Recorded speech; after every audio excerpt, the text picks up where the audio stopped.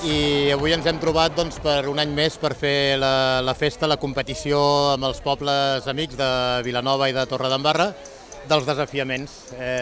Nosaltres ens dediquem, o ens agrada i fem rem amb llagut català, i som el club Llaguts de Calafell, i estem entrenant tot l'any per mantenir-nos en forma. Fem altres activitats com la baixada de l'Ebre, fem diverses coses durant tot l'any, i una d'elles, diria jo que la més important és els desafiaments, amb la que convidem els companys que també fan rem amb llagut català de Vilanova, i també els companys, els amics de Torredembarra. Més endavant, aquesta competició es fa també a la platja de la Torre, llavors allà anem convidats, i també a la platja de Vilanova. Llavors correm les tres platges, muntem un camp de regates que ja el tenim muntat, fem competició de regata amb 500 metres, amb una siaboga.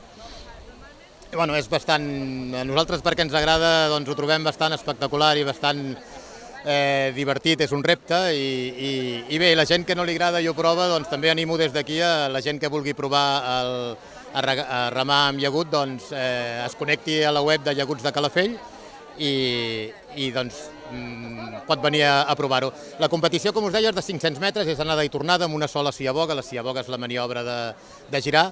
Clavem una banda, que nosaltres en diem clavar, frenem, és una maniobra espectacular, frenem una banda de la barca i l'altra seguim remant, llavors anem amb el moviment del timó, anem fent la maniobra de girar. La maniobra, l'estratègia sempre depèn de quin mar tenim. És un esport bonic, és un esport de grup. Estem contents perquè el mar s'està aguantant. Hi ha hagut anys que hem tingut problemes de mar, aquest any està una mica bellugat però és suficient, i esperem que s'ho passin bé també els nostres convidats, que ningú es faci mal ni es faci cap lesió, i després també dir que dinem tots junts, convidem a dinar a les platges convidades, als pobles convidats, igual que ens conviden ells també quan anem allà. Hi ha 3 categories, que seria juvenils, després seria sènior i després seria veterans. Amb cada una d'aquestes categories també partim entre masculí i femení.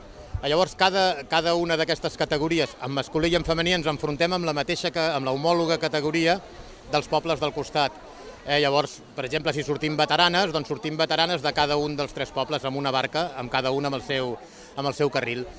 I dir també que el bonic d'això, que el llagut és una embarcació de tradició, una embarcació de treball, que l'origen era justament, en aquest cas aquí a Calafell, quan no hi havia el port, venien les grans embarcacions, els vaixells grans, amb molta mercaderia que s'havia de descarregar i no hi havia port per descarregar.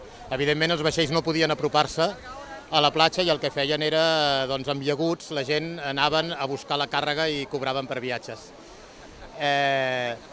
Bé, i ara estem mantenint la tradició, va començar a haver una rivalitat entre els pobles, una rivalitat sana, i ara l'hem recuperat des de l'any 96-97, i fins ara que ho estem mantenint, i esperem poder-ho mantenir molts anys.